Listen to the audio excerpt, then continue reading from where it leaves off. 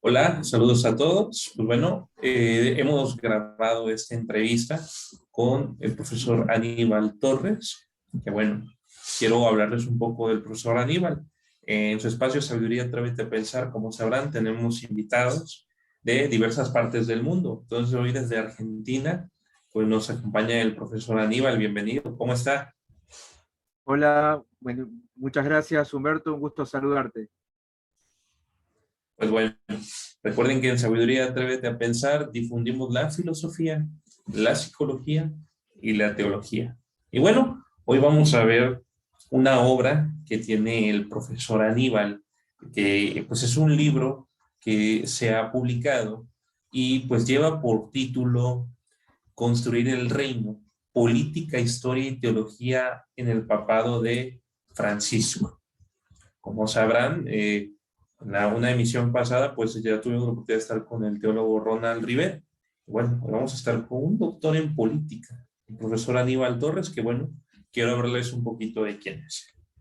El profesor Aníbal Torres es laico argentino, es doctor en ciencia política por la Universidad Nacional de San Martín y es profesor de la misma universidad de la Pontificia Universidad Católica Argentina, de la Universidad Nacional de Rosario y del CELTEPAL, del Consejo Episcopal Latinoamericano, CELAN.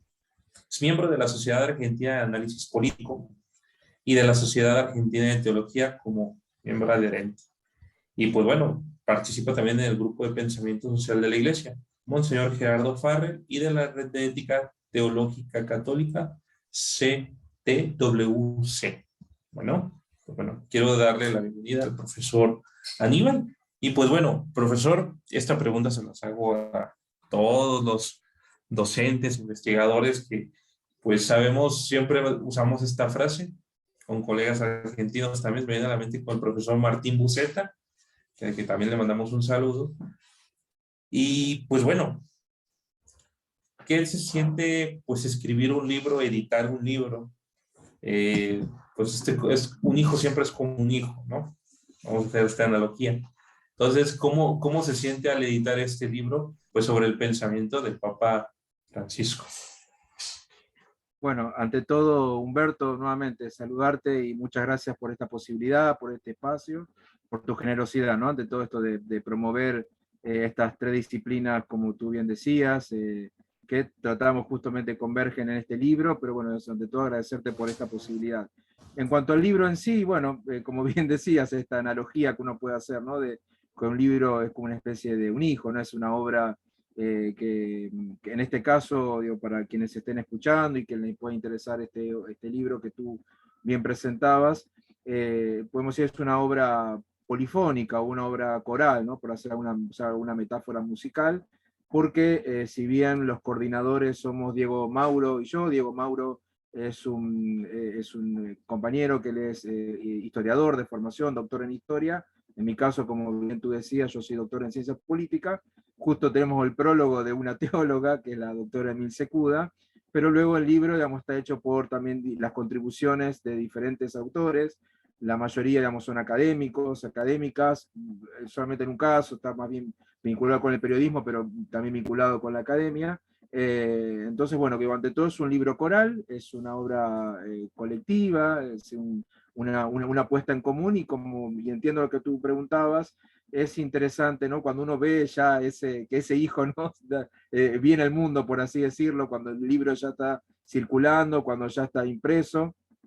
Eh, Ante todo es una satisfacción, ¿no? Es una alegría por un objetivo cumplido, es decir, con Diego Mauro, que es, como les decía, con quien nos propusimos hacer, coordinar, como dice, es nuestro rol, digamos, en este libro, es coordinar, haber coordinado esta obra colectiva o esta obra polifónica, digo, por si querés usar la metáfora musical. Bueno, esto, ante todo una satisfacción, una alegría que el libro ya esté publicado, ¿no? Y creemos que y aparte, bueno, llegó en un momento propicio porque el leitmotiv, por así decirlo, la idea fuerza o motivadora o inspiradora, era hacer una contribución en esta clave interdisciplinaria para conmemorar los 10 años del papado de Francisco.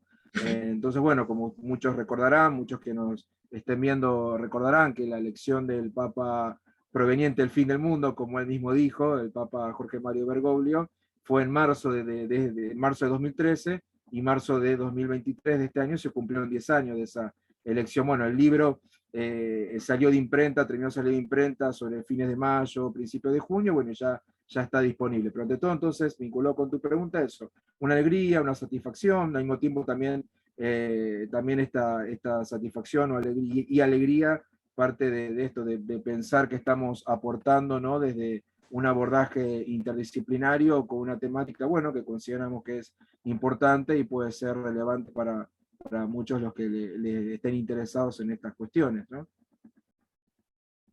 Claro. Ahora, bueno, puede venir aquí otra cuestión. Ya hay muchos libros sobre Papa Francisco, ¿no? Y eso lo sabemos. ¿Por qué hacer pues una síntesis de su papado, de su historia, de su propia teología? ¿Qué se inspiró a hacer este libro? Porque pues tiene que existir una intención. ¿Y cuál fue su intención y por qué plasmar pues, los 10 años de papado? Esto lo pregunto porque para algunas personas les puede resultar indiferente el papado de Francisco. He escuchado hasta en el gremio católico que ha sido como el papa que ha venido a destruir las ideas del papado, que ha movido las estructuras de la iglesia. También me ha tocado escuchar de que es que no sabe dirigir, que no es buen papa, de verdad. Entonces, ¿será que su obra, profesor, pretende responder a estas cuestionantes? Bueno, sí, tiene que ver un poco con los temas que tú decías, ¿no? Con justamente tratar de dar respuesta, repito, de una mirada, de un abordaje interdisciplinario y sobre todo manteniendo, digamos, desde un nivel académico.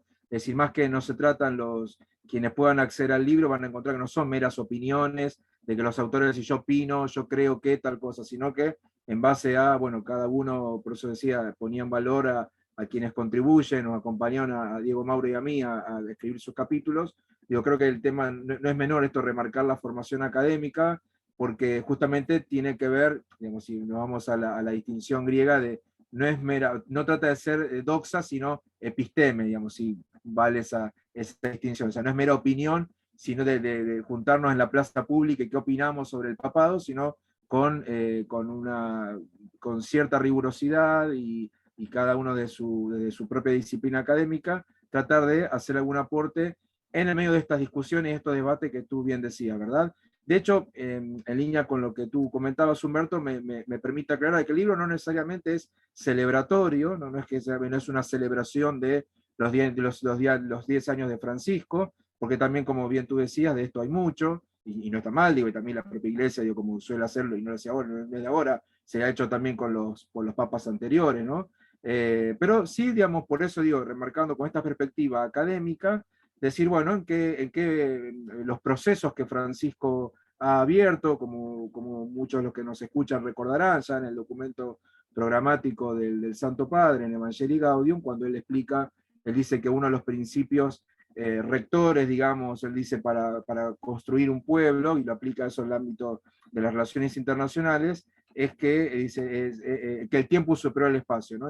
Y cuando explica qué significa el tiempo superior al espacio, el Papa dice que lo más importante es generar procesos que pelearse por ocupar espacios de poder. Entonces lo que intentamos, siendo tu pregunta, lo que intentamos es justamente dar cuenta en qué medida, en este caso el papado de Jorge Mario Bergoglio, logró abrir procesos, en qué estado se encuentran al cabo de 10 años esos procesos iniciados por este pontificado, en cuáles se pudo avanzar, en cuáles no. Entonces, más que nada, yo diría que la clave es esa, ¿no? Y sí, no es menor cuando, esto lo cuento yo para que les pueda interesar o a quienes están escuchando, como bien tú decías, que el título es Construir el Reino, pero no es menor, digamos, el subtítulo, que es, yo justo lo tengo aquí al lado y lo muestro, que es Política, Historia y Teología. Pues justamente creo que la palabra más significativa de esto es la segunda, que es historia, ¿no? Porque como bien tú decías, hay tanto material, tanta biografía, también artículos de opinión, artículos académicos sobre el pontificado de Francisco, pero a nuestro modo de ver, yo, como decíamos con Diego Mauro, no todos seamos parte de una perspectiva, más allá de política, más allá de teológica, una perspectiva histórica, es decir, poner estos procesos que yo señalaba en una perspectiva histórica, como bien tú decías, estas cosas comienzan con Francisco, o en realidad Francisco le da su impronta, le pone su color, su talante, por así decirlo, le da un matiz a procesos que vienen de otras épocas, ¿no? Y de hecho en el libro por ahí mencionamos que hay algunas cuestiones que se remontan hasta los pontificados de Pío IX y de León XIII, por ejemplo, ¿no? Entonces creo que el tema ahí, la clave, creo que el tema de la historia es interesante y en ese sentido me parece que, por supuesto, con mucha humildad, pero que eso puede ser un aporte, digo, en estos debates, en estas discusiones que tú bien mencionabas, porque bueno, pues, sí, bueno, puedes poner en perspectiva histórica, ¿no? Que también es propio del cristianismo, este pontificado. ¿Qué le dirías si, digo, ahorita digo, si me lo autoriza, profesor, el Sí, por profesor favor. Aníbal para esta entrevista, pues nos facilitó un ejemplar digital que obviamente nosotros no podemos difundir, queda bajo el derecho de autor del profesor Aníbal y el profesor Mauro, y que pues nos comprometemos desde luego a no difundir para que pues, puedan adquirir el ejemplar, pero me gustaría que en algún momento de la pequeña entrevista que estamos haciendo, profesor, si me lo autoriza, que solamente les presente el índice, ¿va? Sí, Si sí, usted por me lo supuesto. autoriza, ok, Por perfecto, supuesto. bueno, Ningún le problema. agradezco, profesor, y pues bueno, eh, a mí me gustaría escuchar, y sobre todo para la audiencia, siempre me gusta hacer como que estas preguntas, ¿no? Incómodas, y no solamente para el autor, sino son preguntas que a veces, pues la gente no se plantea. Un ejemplo. Hay muchos historiadores, voy a hablar de uno que es un bestseller, como Yuval Noah Harari, ¿no? Tiene una visión de la religión, pues muy, o sea, pues muy hasta cierto punto muy restringida y muy alarmante, donde se descalifica la religión, punto.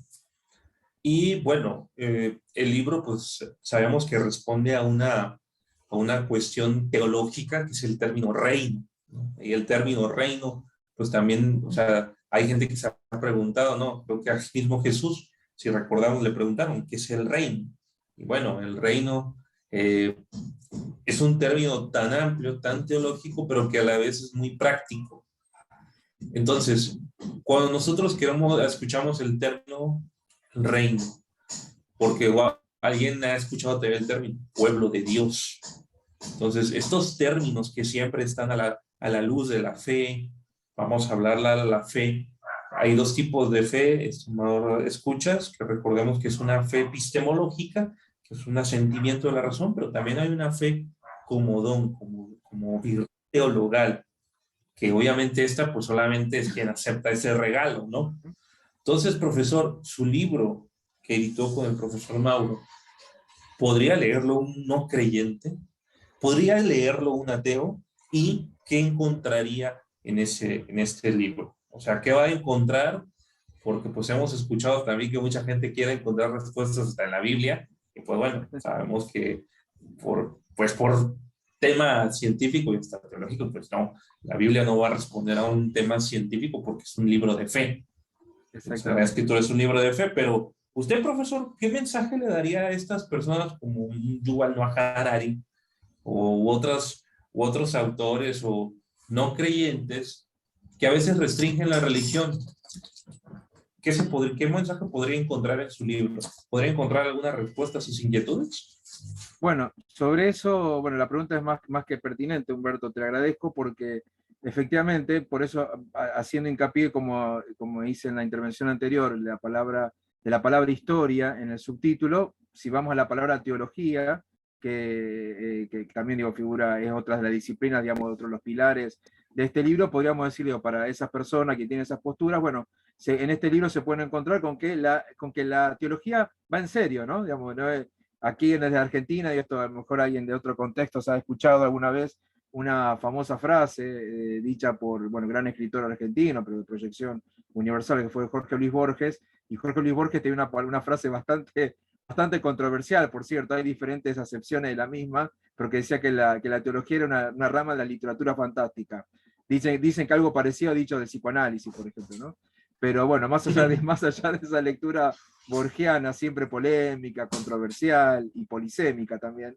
Creo que, digo, para alguien que tenga una perspectiva, como tú decías, que puede decir, bueno, no creyente y demás, creo que en primer lugar se encuentra esto, que un diálogo, por eso remarcaba el tema de la importancia, un diálogo entre saberes, ¿no? Un diálogo interdisciplinario, y que en ese diálogo interdisciplinario la teología, en tanto disciplina académica, tiene algo para decir, ¿no? Tiene algo para aportar. Quizás ya no como en otras épocas, como casi a nivel de la filosofía, como la ciencia regia, ¿no? Digamos, la ciencia que en las primeras universidades eran digamos, las principales disciplinas, pero ahora en un diálogo, digamos, en nuestro mundo, digamos, el siglo XXI, digamos, sí, pues creo que tranquilamente tiene mucho para aportar, obviamente desde su especificidad, desde su objeto de estudio, tiene mucho para aportar en un diálogo interdisciplinar.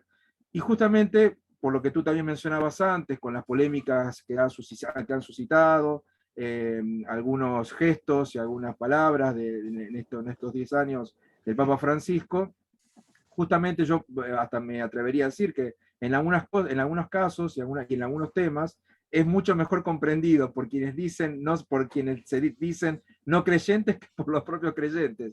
De hecho, si tú seguramente recordarás, Humberto, en Fratelli Tutti, creo que en el número 74, cuando el Papa habla de la parábola del buen samaritano, por ahí él dice algo muy interesante, que él dice aquellos que, cuando explica, ¿no? Hace una exégesis de la parábola del buen samaritano, él dice, aquellos que dicen no creer en Dios, a veces pueden cumplir mejor su voluntad que los que se dicen creyentes, ¿no? Hace un juego de palabras el Papa, como diciendo, el desafío del reino, ¿no? Y esto que también tú decías, esta categoría bíblica tan central, ¿no?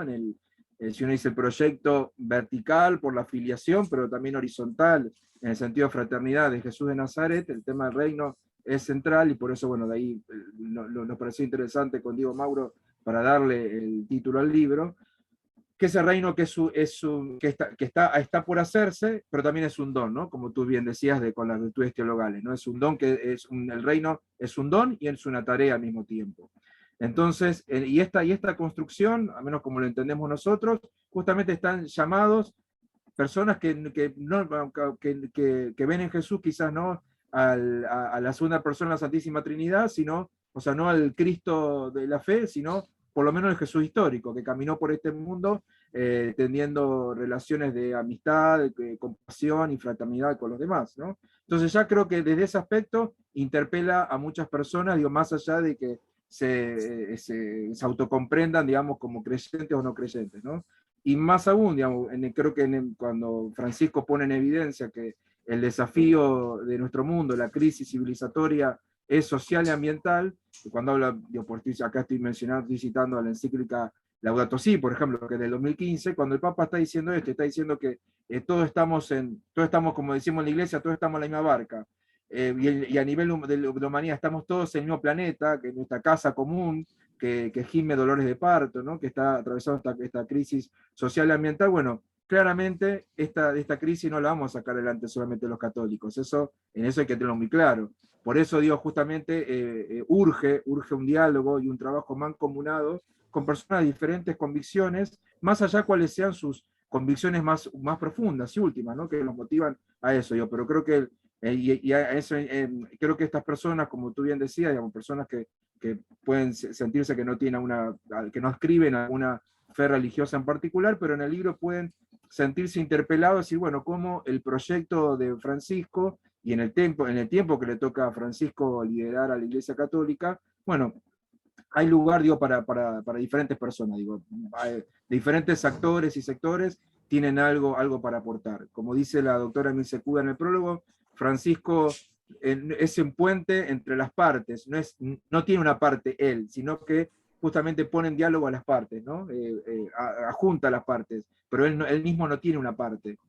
Eso hace cumple con su rol pontifical, el rol de tender puentes, ¿no? De ser pontífice. Que al fin y al cabo, todo bautizado, estamos llamados a hacerlo. Es un poco, no sé si respondo a tu pregunta, pero eso yo diría a esas personas, digo, que dicen, bueno, no soy cristiano, no soy musulmán, no soy judío, bueno, no tengo fe, etcétera.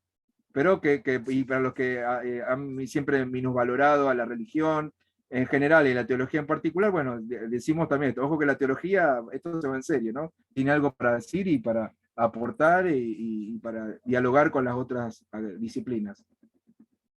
Claro, Y es que, bueno, aquí les presento un poquito nada más el título, que es Construir el Reino, Política, Historia y Teología en el Papado de Francisco. Cuando escuchamos, profesor, el término reino, digo, si somos muy literales, imagínense una persona que jamás ha escuchado de la Sagrada Escritura, no conoce ninguna fuente teológica, es decir, no conoce el depósito de la fe, Sagrada Escritura, Magisterio y Tradición. Bueno, para un creyente católico formado, pues obviamente va a entender el término. Así esta pregunta porque, pues normalmente van a enlazar el término reino, ¿no? Pues es regnum, es un territorio que se sujeta a un rey, ¿no? Claro. Digo, eso es literalmente lo que se Sí, entiende sí, por sí, sí. reino, pero el reino, desde luego tenemos que verlo como ese regalo, se entiende que Jesús pues es el rey, pero claro, es un reinado que alguien acepta por medio de la fe.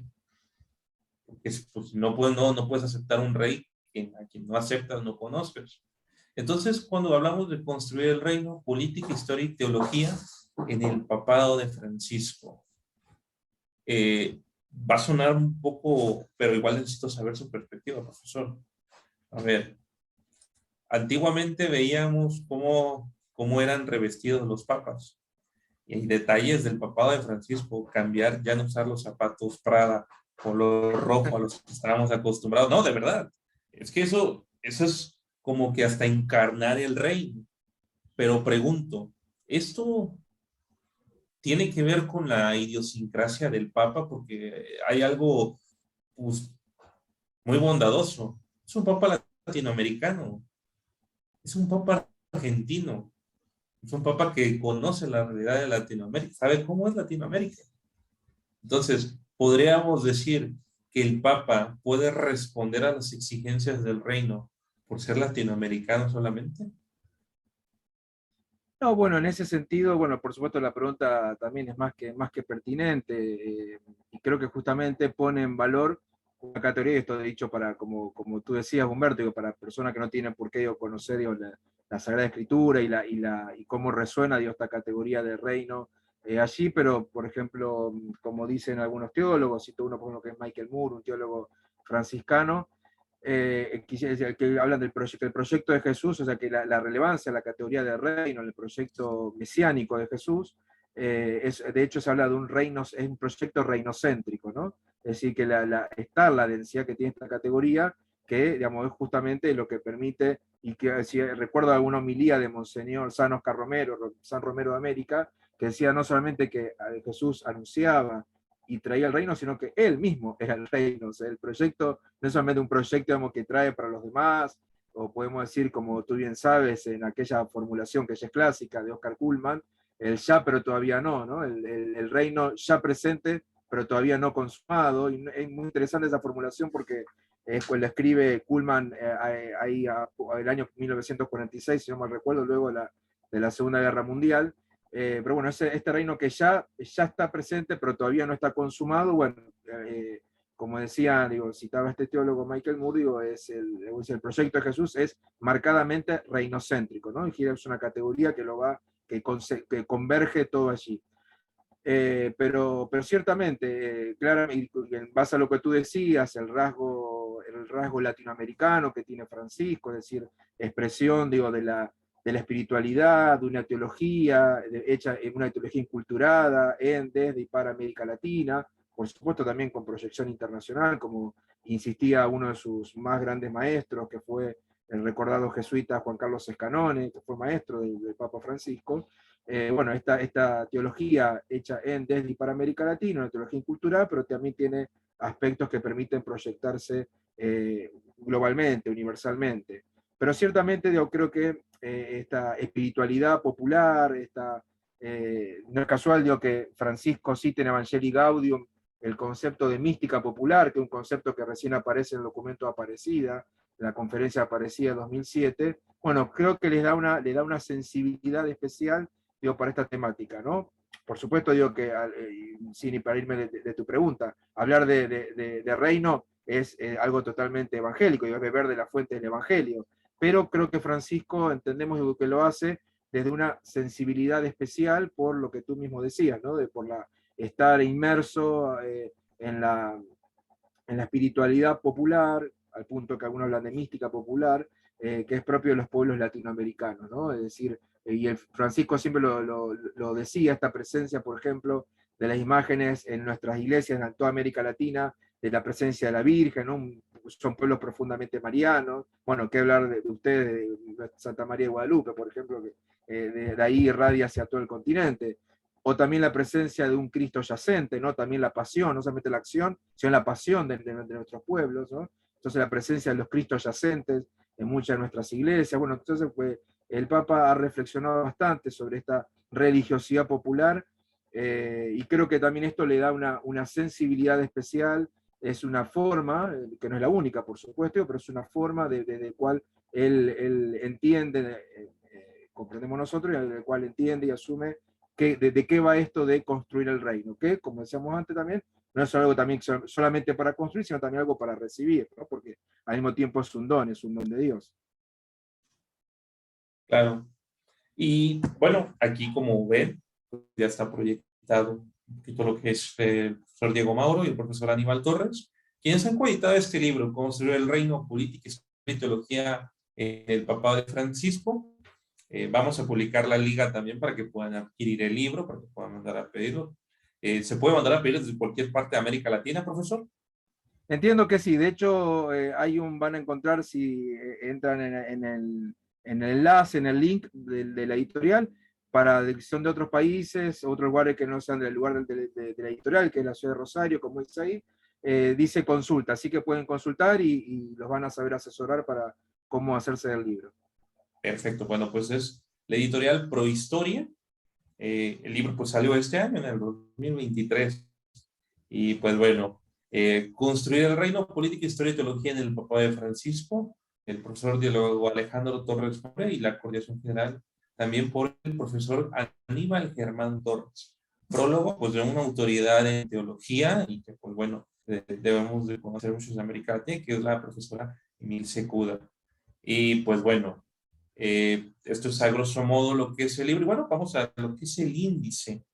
En el índice, por ejemplo, vamos a encontrar en el prólogo Unido de San Francisco en el servicio, la construcción de puentes y la opción con los pobres, por la profesora Emil Secuda. Y pues hay una introducción que aquí pues me quiero detener un poquito, porque es Francisco, un estratega del reino, Diego Mauro y el profesor Aníbal Torres, a quien estamos entrevistando. Profesor, ¿por qué Francisco es un estratega del reino? Porque es un término, o sea, es un término ahora sí, pues muy mundano, vamos a poner el término, sí, es muy Sí, sí, mundano, sí. muy coloquial. ¿Por qué es un estratega del reino? Bueno, primero les cuento para que nos están escuchando, para ti, bueno, agradeciéndote por la pregunta, porque efectivamente sí, es una forma de denominarlo muy peculiar. En realidad le estamos aplicando, esto no está dicho en el libro, pero lo estoy contando, digo, para quienes nos estén escuchando, les cuento de dónde sale eso. Hay Bergoglio, eso es lo que yo, bueno, más abajo en el índice está, mi aporte en el libro, mi capítulo tiene que ver con la impronta jesuita que tiene el Papa, ¿no? Como muchos saben, el Papa es el primer Papa jesuita de la historia de la Iglesia. Bueno, digo, pero en su formación, la formación ignaciana que tiene Jorge Mario Bergoglio, es tan profunda, más allá, digo, por ser un jesuita, digo, ser un hijo espiritual de Ignacio de Loyola, pero es que cuando era más joven, el hoy Papa se había ganado fama de ser versado en la espiritualidad de ignaciana, al punto de que predicó varias tandas de ejercicios espirituales. Y cuando él predica, le da una tanda de ejercicios espirituales, invitado por la Conferencia Episcopal Española, por los obispos españoles, eso fue en el año 2006, eso se publica, se conservan los textos que Bergoglio, digamos, usó para dar los ejercicios espirituales, y él ahí hablaba de que San Ignacio de Loyola era un estratega del reino.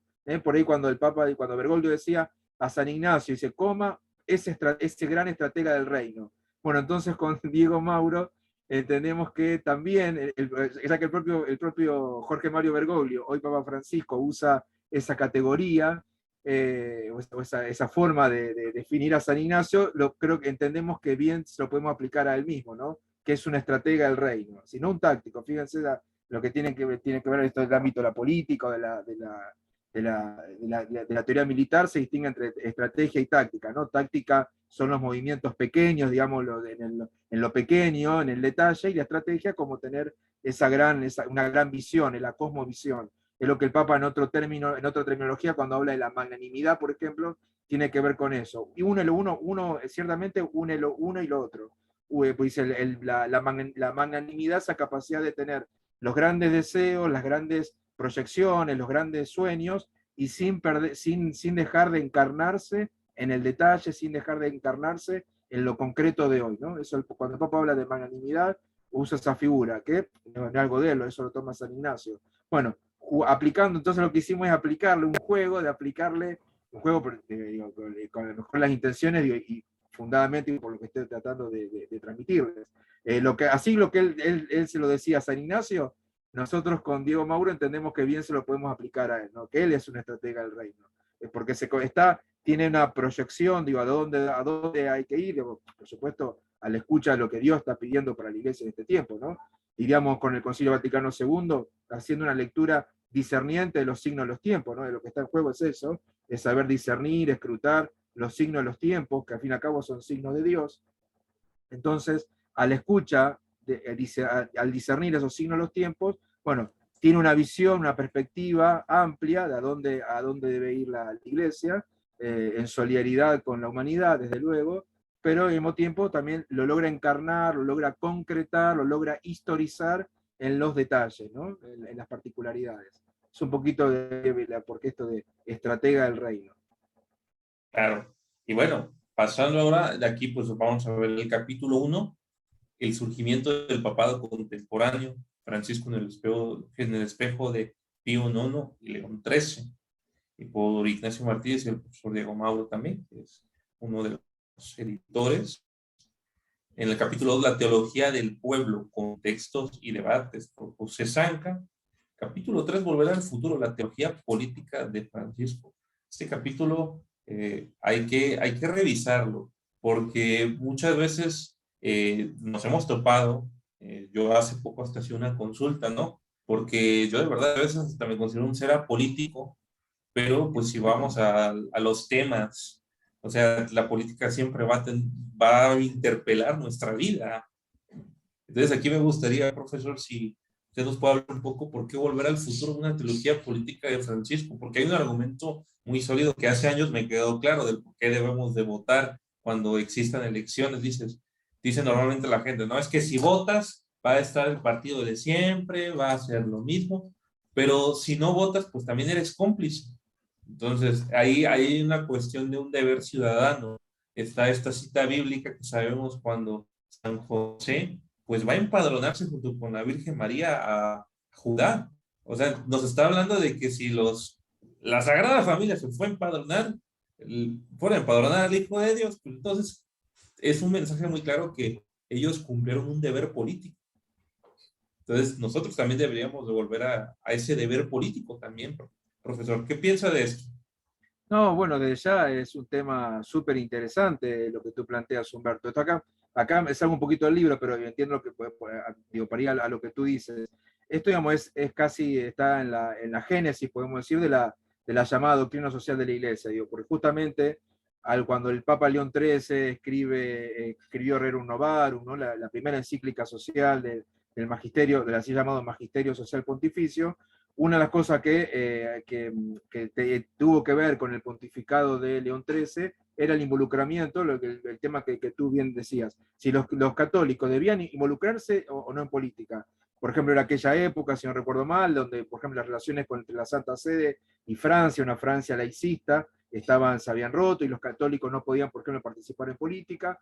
Entonces, por eso algunos dicen que le tocó al Papa León XIII una suerte de reencuentro, de recomponer el diálogo con esas monarquías, primero monarquías y luego repúblicas, que si bien en sus orígenes habían sido cristianas, ya más bien no solamente ya no lo eran, por el proceso de secularización y demás, sino que incluso en algunos casos hasta eran abiertamente hostiles a la fe en general y al catolicismo en particular.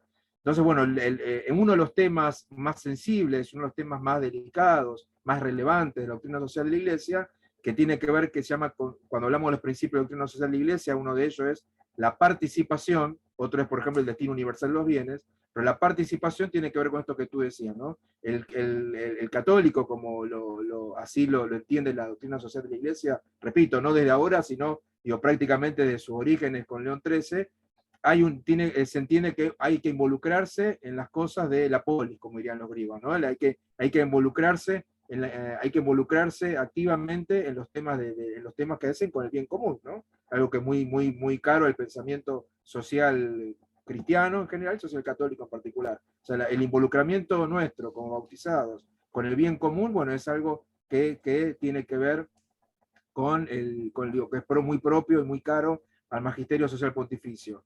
En el tema de lo que tú decías del voto sí o voto no, bueno, eso ya la Iglesia también lo ha dicho, desde que hay un reconocimiento explícito, que se tardó un poco, porque primero había cierta desconfianza, pero de que el Papa Pío XII, en aquel célebre discurso llamado Benignitas et Humanitas, va a decir que la democracia es el destino universal de los pueblos. Bueno, luego eso se va a profundizar mucho más con Juan Pablo II, y ahora el Papa Francisco habla de democracia en Fratelli Tutti, lo menciona 5 veces, pero digo, ciertamente que lo que están diciendo, cada uno, por supuesto, dando respuestas a estos signos de los tiempos, como hablábamos antes, de signos de cada tiempo, de cada época, pero bueno, va actualizando esta enseñanza, ¿no? Es decir, el católico debe involucrarse en las cosas de la polis, debe involucrarse en esta construcción del reino, yendo al título del libro, pero que traducido tiene que ver con un compromiso activo con el bien común, ¿no? O sea, no podemos ser indiferentes, una fuga mundi, una fuga del mundo, y total, bueno, no preocuparnos por las políticas públicas que se llevan adelante en nuestros países y demás. Y hace tiempo ya que la Iglesia ha optado, de hecho, ya prácticamente quedan muy pocas expresiones, lo que en otra hora se llamaba la democracia cristiana. ¿Por qué? Porque la Iglesia ya hace tiempo que pastoralmente ha optado, y sobre todo a partir del Concilio Vaticano II, de más que tener, a que haya un partido católico en un país, ¿no? En los países al menos occidentales, sino que los católicos participen junto con otros que tienen otras convicciones, que participen de la vida pública, que participen, que construyan junto a otros el bien común, ¿no? Y dando su aporte. Al fin y al cabo, Humberto, no es más ni menos que responder en términos civiles a lo que Jesús dice en el Evangelio: sean sal de la tierra y luz del mundo, ¿no? O sea, esa levadura en la masa, es tratar de cumplir, digamos, con ese mandato evangélico.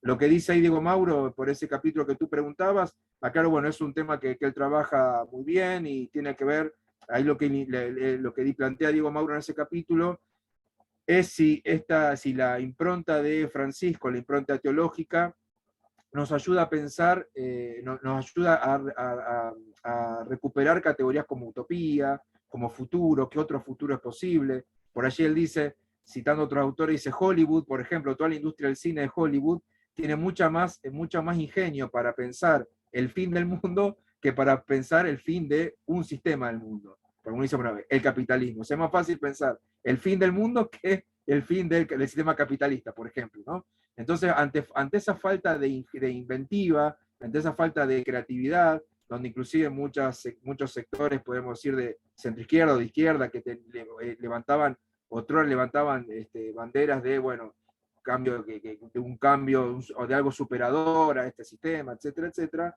lo que se dice, y bueno, Francisco retoma, en clave evangélica, desde luego, a la luz del Evangelio, pero retoma una idea de futuro, de que otro futuro, de que un futuro mejor es posible.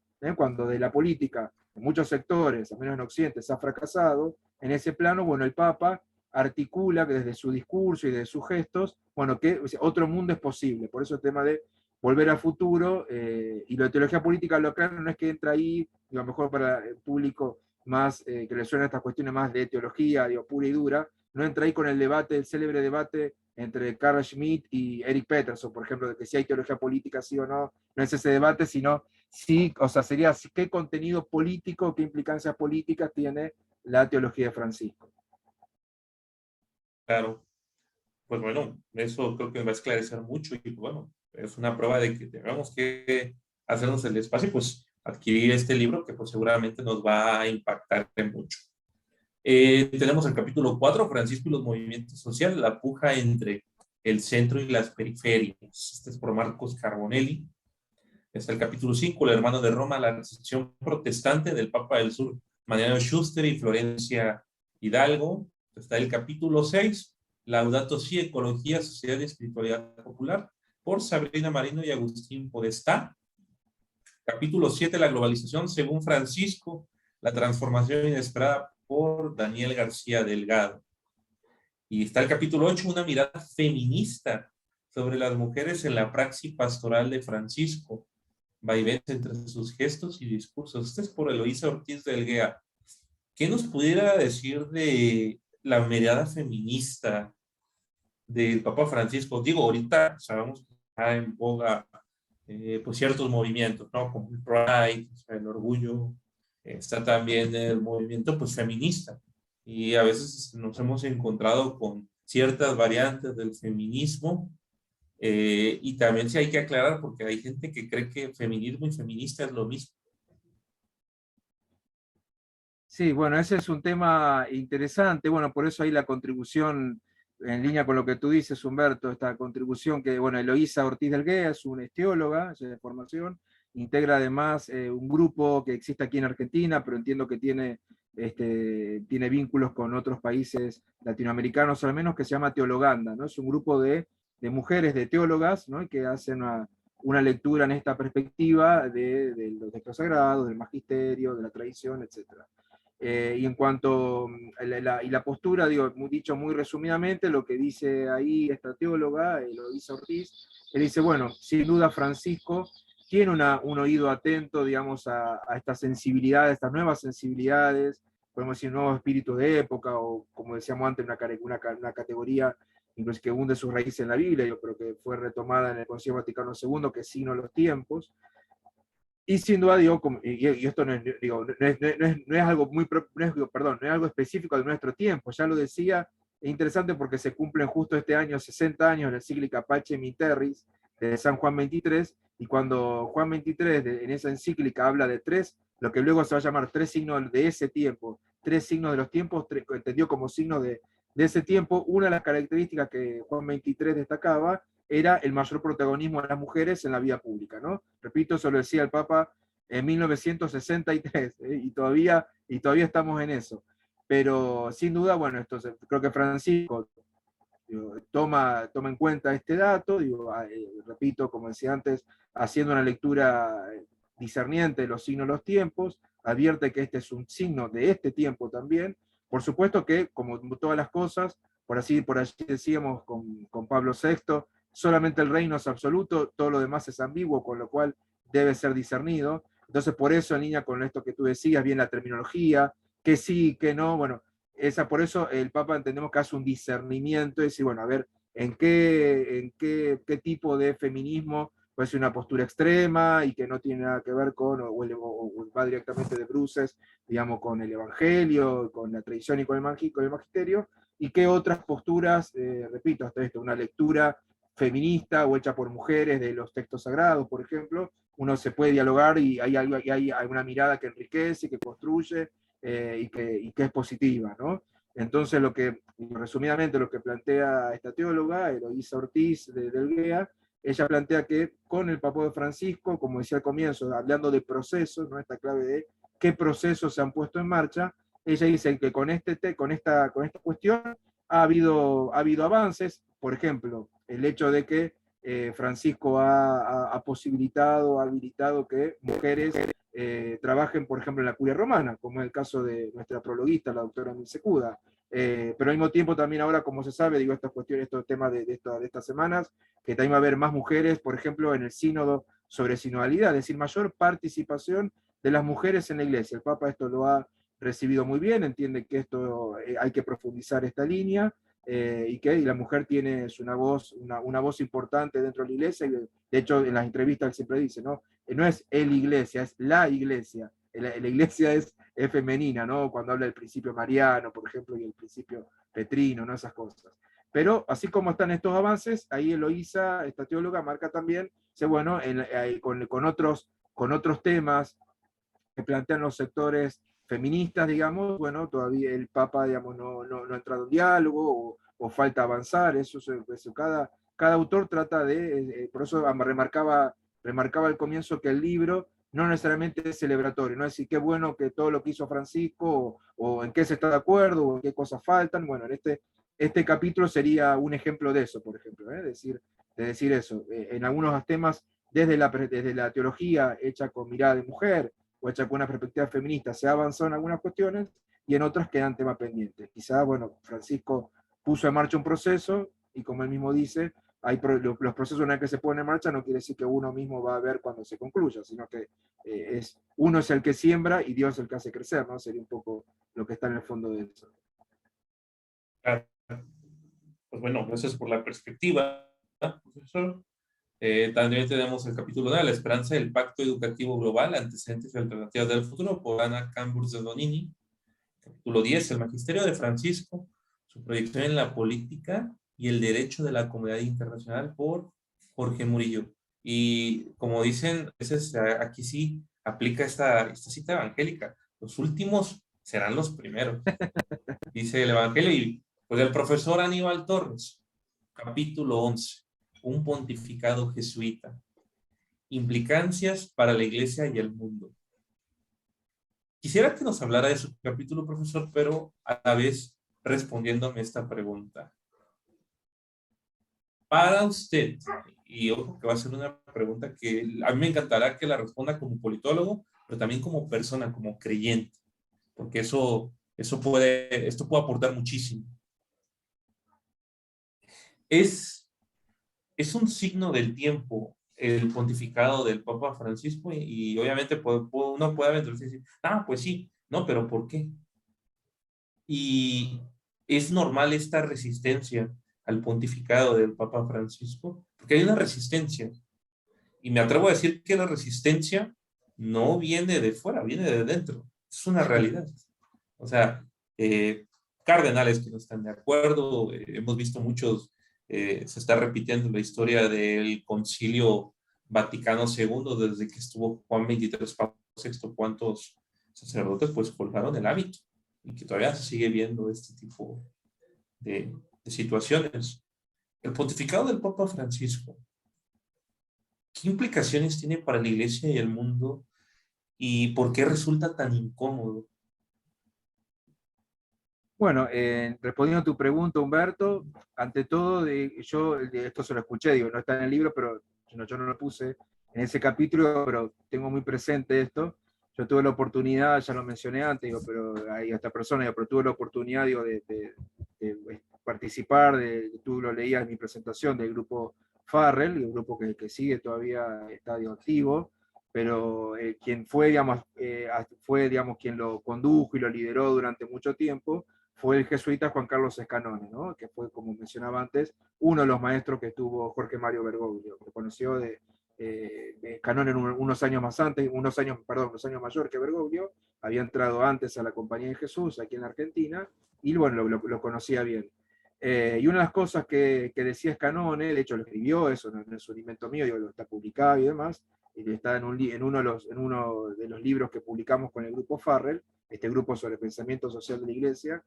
Ya Escanone hablaba, al poco tiempo de iniciarse el pontificado de Francisco, Escanone decía que el Papa Francisco es un signo de los tiempos en persona. Usaba esta categoría, algo muy interesante, ¿no? Decía, es un signo de los tiempos en persona. Más allá, y ahí está lo ambiguo, que tú bien decías, él siempre, también, Escanone, una de sus especialidades era el tema del signo de los tiempos, de una temática que él trabajaba mucho, y él siempre enseñaba, dice, bueno, él decía que los signos de los tiempos están los signos positivos y los signos negativos, ¿no? El signo positivo es por dónde está pasando Dios en la historia, ¿no? Y se va construyendo el reino, pues vemos signos del reino, ¿no? Se pueden palpar, y cuando son signos negativos, cuando son signos del antirreino, podríamos decir, ¿no? En ese sentido. Pero en el caso, bueno, lo decía en el sentido positivo, cuando decía que el Papa Francisco, un signo de los tiempos en persona, por supuesto, yo lo decía en sentido totalmente positivo, porque lo decía en esta impronta que yo diría, de renovación en la continuidad y de continuidad en la renovación. No es una formulación de Bergoglio, pero que a mí me gusta citar, que era de ni más ni menos que de Joseph Ratzinger, de Benedicto XVI. Me estoy refiriendo cuando el famoso discurso de Benedicto XVI a la curia romana en 2005, cuando Benedicto traza esta hermenéutica, ¿no? Habla de dos hermenéuticas respecto a lo que tú decías al Concilio Vaticano II, y el Papa Benedicto decía, bueno, hay una hermenéutica de la ruptura, ¿no? Que el concilio como una ruptura con la iglesia anterior, por así decirlo, pero después está la hermenéutica, que es la hermenéutica eclesial, la hermenéutica digo, que de Roma, digamos, se validaba, es la hermenéutica de la continuidad en la reforma, o de reforma en la continuidad, es decir, no se, el único sujeto, iglesia, no se quiebra, no se rompe, peregrina en la historia, se va desarrollando en la historia, pero sí tiene reforma, ¿no? Pero no hay una ruptura, sino que hay una continuidad en la reforma o una reforma en la continuidad. Creo que en esta perspectiva es, a mi humilde modo de ver, es donde se inscribe el Papa Francisco. Por eso más allá, y eso lo intenta decir también Emil Secuda en el prólogo, que más allá de las etiquetas, digamos, que se le quieran poner al Papa, si es teólogo del pueblo, si es populista, eso es un tema más de la política, ¿no? Como tú decías, si es esto, si es lo otro. Emil Secuda dice, el Papa en realidad lo que uno que hace es, pese a ser el primer Papa que no participó del Concilio Vaticano II, porque recordemos, ya Juan Pablo II había ido como arzobispo, Joseph Ratzinger había ido como perito teólogo acompañando a su obispo. Bueno, el Papa Francisco, el primer Papa que no participa, que no participó por una cuestión generacional del Concilio Vaticano II, pero lo lleva a la práctica, digamos, ¿no? Lo implementa. Y creo que, bueno, el tema del sínodo sobre la sinodalidad es quizás la gran apuesta en esta continuidad con el concilio, digo, que tiene que ver al fin y al cabo con una participación, con una mayor participación de los bautizados en la iglesia, ¿no? De los diferentes carismas y el aporte que cada uno puede hacer. Pero efectivamente, creo que, no saliéndome de tu pregunta, creo que los signos de cierta incomodidad que viven algunos sectores, tiene que ver justamente ahí sí, digo, hablo brevemente, si te interesa, digo, hablo un poquito de lo que puse en ese capítulo, porque tiene que ver con su impronta jesuita, ¿no? Que este tema de hacer tanto hincapié el discernimiento, al cual tema que le ha dedicado muchas catequesis, las catequesis que van sobre mediados y fines del 2022 y las primeras del 2023, que tienen que ver sobre este tema, bueno, justamente nos está diciendo, es un llamado a la madurez, es un llamado a la lucidez, es un llamado justamente a no tanto ir como en otras épocas de la iglesia, una moral de manual, ¿no? Que uno encontraba en los manuales. Si no hice tal pecado, me corresponde tal pena, tal castigo. Sino el discernimiento como ante todo un talante, una sabiduría, algo que hay que incorporar, justamente aprender, hay que sentir y gustar, como decía San Ignacio, es como un olfato, ¿no? Es una sabiduría, es para saber distinguir, discernir, separar, eso lo quiere decir discernimiento, qué es de Dios y qué no es de Dios. Al fin y al cabo es eso. ¿Qué es lo que nos ayuda y qué es lo que no nos ayuda? Creo que justamente incomoda, lo que, en línea con lo que tú decías, el aspecto de incomodidad está en que muchos en la iglesia estábamos acostumbrados a que, bueno, nos dijeran qué es lo que teníamos que hacer, ¿no? Y si queríamos otra cosa, bueno, le voy a pedir permiso a tal o cual autoridad, y sin saber, sin ser en tanto bautizado y adulto, sin discernir en realidad qué es lo que Dios me está pidiendo a mí concretamente, o a cada uno de nosotros, luego porque eso a nivel muy personal, y también hay un discernimiento en clave comunitaria, que eso es el sínodo, ¿no? El sínodo sobre la sinodalidad, discernimiento comunitario. Entonces, entiendo sobre lo que tú decías, el tema de la incomodidad creo que tiene que ver con esto, cierta resistencia a una forma de vivir la fe, en este caso la fe cristiana, que justamente no tiene que ver ya tanto con una sensibilidad, uno decir, bueno, se espera de una lucidez y de una madurez de cristianos adultos que justamente que si, por el don mismo el don de la fe, tiene que esta capacidad de discernir, ojo, y se discierne, como ya decía San Pablo, en temor y temblor. Acá no es que, digamos, uno tenga todo asegurado, digamos, se puede, es falible, digamos, no es que sea infalible el discernimiento. Eso yo lo explicaba el maestro Escanone, digo, el discernimiento puede fallar, pero por eso se discierne en temor y temblor, ¿no? Pero creo que, digamos, esto es una de las claves, digo, que entiendo de que en algunos sectores, digamos, como esto no se lo entiende y no se lo conoce, genera ciertos resquemores, resistencias, malestar, etc. Una anotación, digo, estamos hablando de temor y temblor teológico, no vayan a pensar que es Soren Kierkegaard a los escucha. Exactamente, claro. No. Y sí, hacía manera de un chascarrillo. Hay algo que puede, y me gustaría ir cerrando con esto.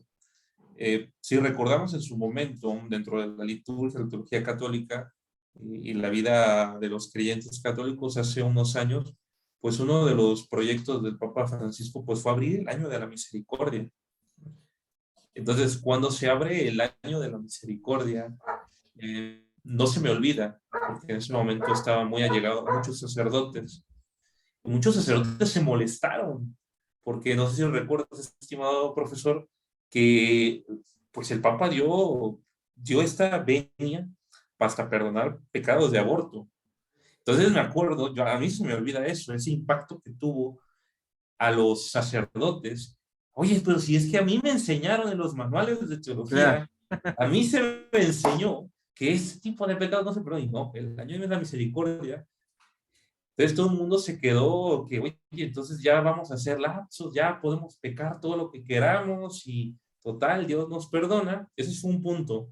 Y luego otro punto, que es el que pues, obviamente no está de más decirlo, y precisamente ahorita que pasó este famoso mes del Pride, el Papa Francisco lo afirmó en audiencia. Si un hijo es homosexual, pues el padre debe de proporcionarle todo para que tenga una vida digna. Y lo dijo el Papa Francisco. Entonces, este tipo de declaraciones, este tipo de posturas, yo me he percatado que pues es como si fuera un golpe, y yo creo que va de la mano de su capítulo, profesor, un pontificado jesuita, implicaciones para la iglesia y el mundo. Sabemos quienes tenemos amigos jesuitas, pues la personalidad de un jesuita formado, pues está con el pueblo, está con la gente, es uno de ellos, ya no está esta jerarcología que el sacerdote es más que laico, o no, o sea, a pesar de que esa figura pues sí se mantiene, ¿no? Nivel espiritual, una iglesia de jerarcología, de la misma eclesiología, pero ¿qué sucede cuando alguien no está preparado para recibir esto, profesor? Y usted a nivel político, ¿qué observa? Porque hay una reacción donde muchos, claro, hasta el sector no creyente es el que apoya al Papa Francisco y aquí es la disyuntiva. El sector que debería apoyar al Papa no lo apoya, está en desacuerdo. Bueno, sí, el tema bueno, es candente y es muy interesante y también muy interesante lo que tú recordabas, Humberto, del jubileo extraordinario. Encima fue jubileo extraordinario, ¿no? El que tocaba cada 25 años, que va a ser dentro de poco, el 2025, sino que fue un jubileo extraordinario sobre el año de la misericordia, ¿no?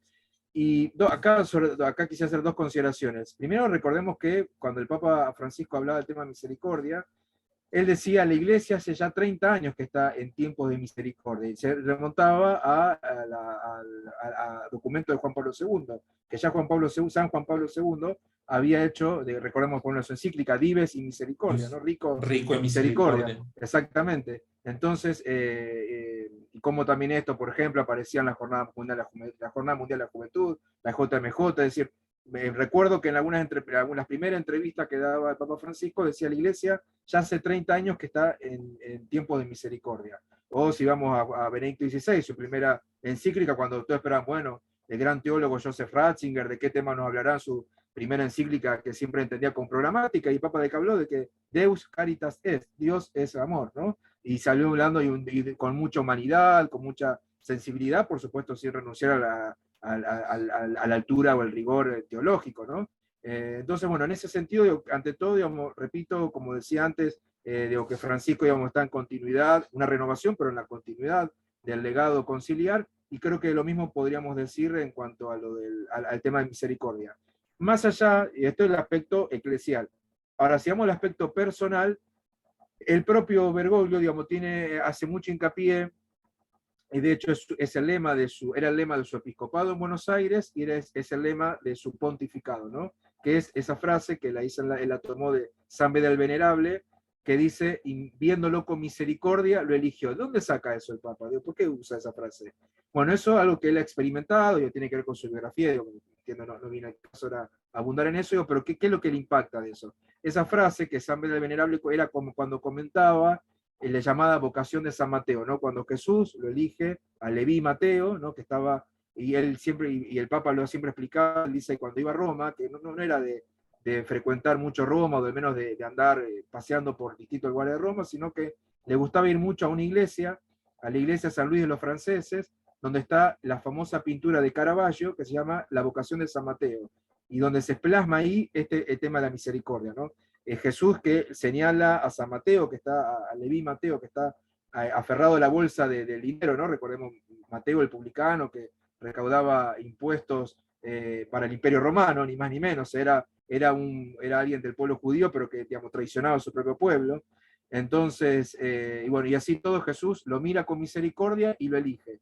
Eso que está plasmado plásticamente, artísticamente y magistralmente por Caravaggio, ha ido, digamos, tan hondo en la biografía y en la perspectiva del Papa Francisco, de Jorge Mario Bergoglio, al punto que, digo, tiene que ver su lema, esto de miserando atque eligiendo. Ese es el lema, y viéndolo con misericordia, lo eligió. Y el punto es esto, que era el lema cuando era arzobispo de Buenos Aires, pasó a ser de su lema como papa. Entonces digo, sí, el tema de la misericordia tiene, por un lado, como decía, una línea explicativa, tiene que ver con esta impronta que se viene dando en la iglesia en las últimas décadas, sobre todo de Juan Pablo II en adelante, de San Juan Pablo II, y de un aspecto personal, como le decía, lo de Francisco. Y lo otro estaba en la línea con lo que hablamos antes, Humberto, con el tema del discernimiento, ¿no? Esto porque también por eso el Papa dice, ojo, también hay que discernir estas temáticas. Voy a hacer el gesto, pero él dice, cuidado con una moral rigorista, sería un extremo, ¿no? Una tentación caer en el rigorismo, pero cuidado con una moral laxa, ¿no? Y hace el gesto de tirar tirar de la manga, ¿no? Así de tirarle a Dios de la manga, y como tú decías, bueno, podemos hacer cualquier cosa que todo se nos va a perdonar. Sino justamente, digamos, ir a discernir eso, ni el rigorismo, ni la tentación rigorista, ni la tentación laxista, que sería el extremo opuesto, sino, por eso, discernir caso por caso, en qué situación, cuáles son, es una moral situada, en todo caso, el Papa va a hablar de cómo la moral católica debe ser ante todo una moral situada, en su contexto, en las particularidades, en las condiciones en que cada persona vive. Entonces, bueno, justamente, pero bueno, quienes no comparten o no asumen, digamos, esta perspectiva, bueno, ofrecen resistencia, ¿no?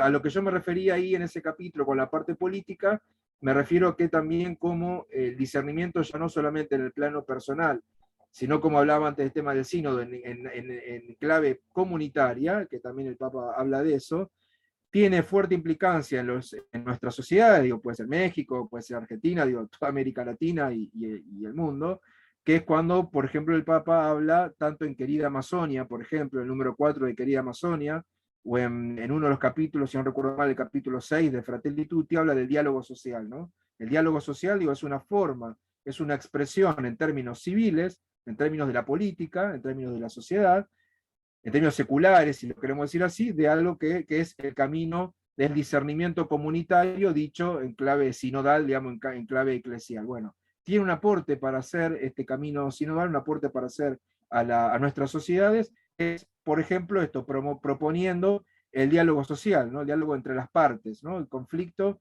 cuando hay conflicto entre las partes, bueno, una mesa de diálogo, y la iglesia siempre que lo que hace y lo puede, entiendo que no solamente a nivel mundial, digo, sino también a nivel particular, cuando hay un conflicto entre un país o país entre conflicto. El Papa ha dado ejemplo de eso cuando peregrinó, por ejemplo, al Sudán del Sur. Eso fue un gesto palmario, digo. Eso de, digamos, poner la mesa, se dice poner la mesa para que los actores de una sociedad se sienten alrededor de esa mesa y sean ellos quienes, digamos, con una auspiciados o ayudados por la iglesia y otros actores sociales, desde luego, bueno, lleguen a consensos, lleguen a puntos de acuerdo para, desde ese diálogo, surjan políticas públicas, o como decíamos antes, en términos de la moral católica y la moral social católica, el bien común, ¿no? Traducción del bien común. Claro. Pues bueno, pues estimado profesor, pues muchas gracias por compartir este espacio con nosotros. La verdad que esperamos no sea la última vez que nos acompañe, profesor. Muchas gracias. Muchas gracias a ti, Humberto, nuevamente por tu generosidad, por tu tiempo, por tu interés, y gracias también y a todos quienes nos estén viendo, y también a disposición por si alguien tiene alguna consulta, algún comentario. Bueno, quedamos en diálogo. Gracias nuevamente. ¿Dónde le podemos localizar, profesor? ¿En alguna red social, correo electrónico? Sí, tengo Facebook, y si no les puedo dar mi correo electrónico, lo puedo decir, digo el correo. Sí, claro, adelante. Sí, es anibalgtorres@gmail.com. Repito, anibalgtorres@gmail.com. Ahí me pueden escribir, no hay ningún problema. Ok, pues bueno, ahí en el Facebook, pues ahí lo encuentran solo como Aníbal Torres. Bueno, pues cuídense mucho. Gracias. Muchas gracias.